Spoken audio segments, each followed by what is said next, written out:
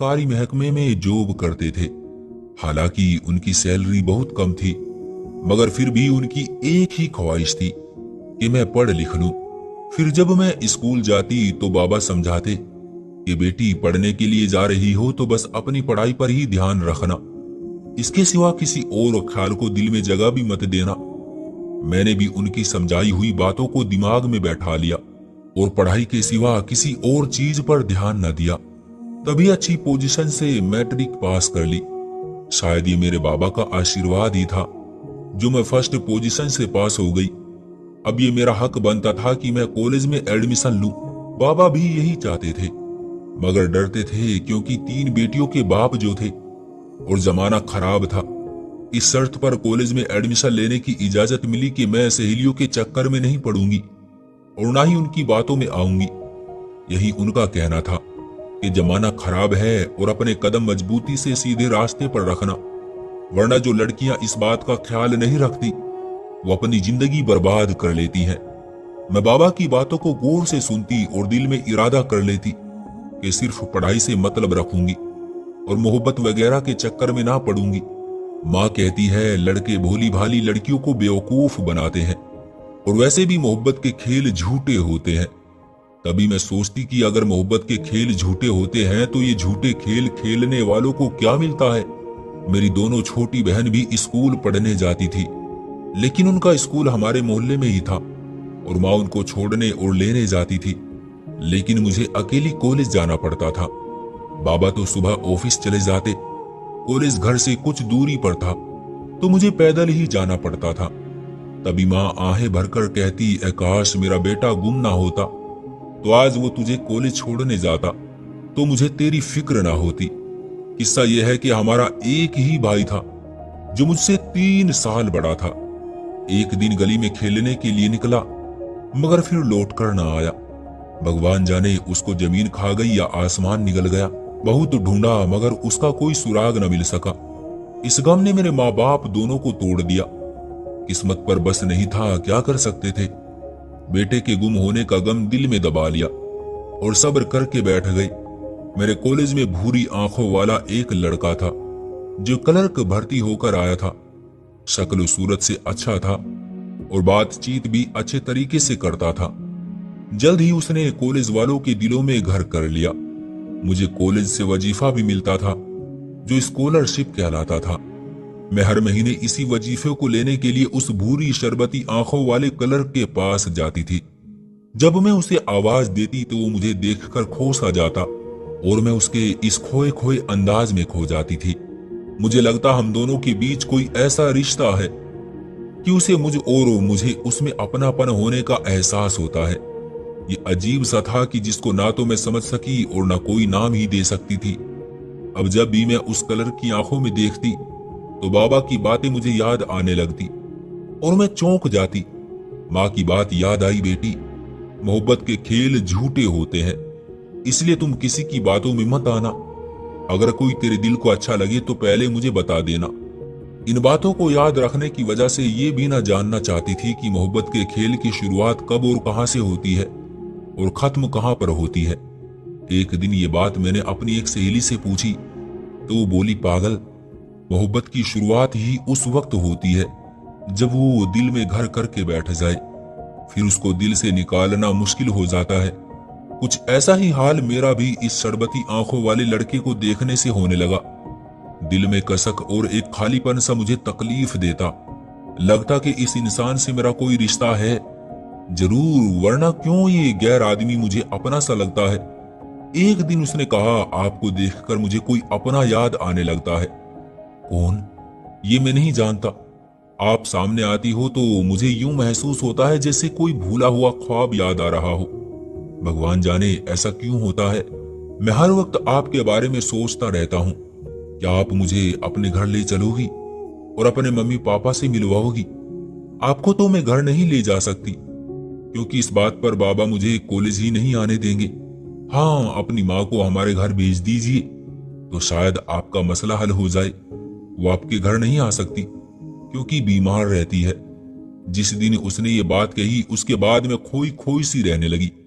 माँ ने भांप लिया, पूछा, कि क्या बात है, जरा कुछ दिनों से तुमको देख रही हूं कि तुम्हारा ध्यान कहीं और होता है। क्या परेशानी है तुमको? मुझे बता दो। मैंने कहा, माँ, हमारे कॉलेज में एक क्लर्क है, वो मुझे अच्छा लगता है, उसमें मुझे अपनापन सा महसूस होता है, और वो भी यही बात कहता है। मुझे लगता है तुम्हारा मेरा कोई ऐसा रिश्ता है जो तुमको देखकर मैं खुद को भूल जाता हूँ। माँ, वो हमारे घर आना चाहता है और आपसे मिलना चाहता है। मैं बात कह रही थी कि बाबा आ गए और उन्होंने मेरी सारी बात सुन ली। बस वो तो बिगड़ गए और बहुत गुस्सा करने लगे, जबकि मैंने तुमको समझाया था कि कॉलेज जा रही हो तो सिर्फ पढ़ाई में ध्यान लगाना और किसी पर ध्यान ना देना। मैंने बहुत कहा, बाबा, मेरा ध्यान सिर्फ पढ़ाई की तरफ ही है। मगर एक बात जो परेशान कर रही थी, मैंने माँ से कह दी। ये बात सिर्फ महसूस करने की हद तक है, मगर उन्हें कब मेरी बात सुननी थी। सुबह फैसला सुना दिया कि जमाना खराब है और इसके दिमाग में भी खलल पड़ रहा है। बस आज के बाद ये कॉलेज नहीं जाएगी, अब तुम्हारी पढ़ाई बंद। साथ में मेरी दोनों छोटी बहनों को भी स्कूल जाने से रोक दिया गया। ये एक बड़ा नुकसान था जो मेरे हाथों खुद हो गया। मैं ना ये बात माँ से कहती और ना ही ये दिन देखना पड़ता। 15 दिन गुजर गए और मैं कॉलेज न गई। माँ भी मेरी वजह से बहुत परेशान थी, क्योंकि मैं ही नहीं, मेरी दोनों बहनें भी पढ़ने से रह गई थी। एक दिन दरवाजे पर घंटी बजी। माँ ने दरवाजा खोला। सामने वही शरबती आंखों वाला लड़का खड़ा था। माँ ने पूछा, कौन हो और किससे मिलने आए हो? मैं कॉलेज का क्लर्क हूँ और हिमांशी से बात करने आया हूँ। क्या बात करने आए हो, मुझे बता दो। मैं उसकी माँ हूँ। हिमांशी का वजीफा आया हुआ है, वो लेने नहीं आई। सब ठीक तो है, यही मालूम करने आया था। हुन, बड़े आए तबीयत मालूम करने वाले। तुम होते कौन हो तबीयत मालूम करने वाले? मैं जानती हूँ तुम्हारे जैसों को। बहाने से घर तक आ गए। जानते हो कि तुम्हारी वजह से हिमांशी को ही नहीं, उनके बाबा ने मेरी दूसरी 2 छोटी लड़कियों को भी स्कूल से हटा लिया है। माँ ने गुस्से से उसे डांटा। मैंने ऐसा क्या किया है? वो हैरान होकर बोला। मैंने जो क्लर्क को सामने देखा तो माँ से रिक्वेस्ट करने लगी, उनको मत डांटो, ये मेरे भले के लिए आया है। अगर मैं वजीफे वाले फॉर्म पर सिग्नेचर नहीं करूंगी तो मेरा वजीफा बंद हो जाएगा। हर महीने उस फॉर्म पर सिग्नेचर करने होते हैं। माँ, उनको अंदर बुला लो। बाबा घर पर नहीं थे।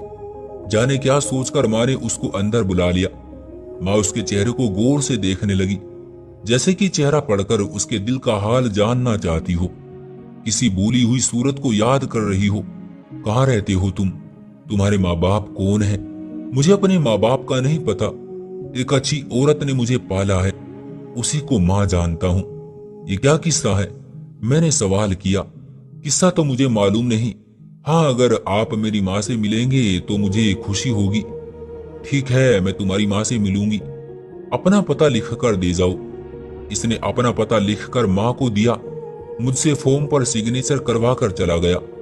हैरान थी कि माँ ने कैसे उसको कह दिया कि तुम्हारी माँ से मिलूंगी, और क्या सोचकर इस बात को ना समझ सकी। अगले दिन उसके लिए पते पर मैं और माँ उसके घर गए। उसकी माँ सच में ही बीमार थी। वो बिस्तर पर लेटी हुई थी। कमजोरी की वजह से उठने बैठने से मजबूर थी। जब माँ ने उससे उसके बेटे के बारे में पूछा तो उसने बताया, मेरे पति एक दिन एक लड़के को भिखारियों के अड्डे से खरीद कर लाए थे। उस वक्त ये मुश्किल से 4 साल का होगा। वो कहते थे कि ये बच्चा उनको कहीं रोता हुआ मिला था। उसके माँ बाप का अता पता नहीं था, तो उन्होंने उसको अपने पास रख लिया। गरीबी की वजह से पालने से मजबूर थे, तो उसको किसी खुशहाल जोड़े को बेच देना चाहते थे। तभी मेरे पति ने इसे खरीद लिया और फिर आसपास के सभी पुलिस थानों से पता किया, मगर बच्चे के माँ बाप का सुराग न मिल सका। हमारी कोई औलाद न थी तो हमने ही इसको अपना बेटा बना लिया और इसका नाम सुमित रख दिया।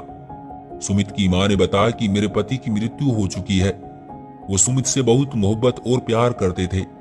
मेरे पास उस वक्त की तस्वीरें भी हैं।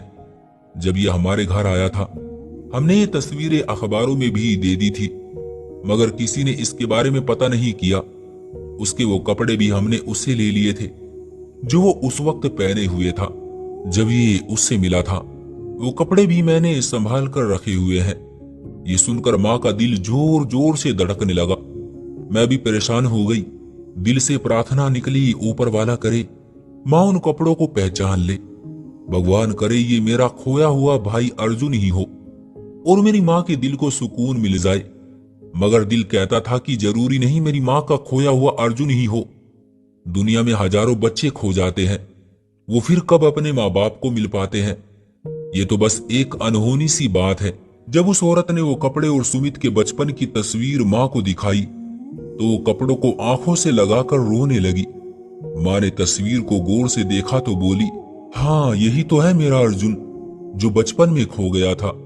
सुमित मेरा बिछड़ा हुआ भाई अर्जुन था।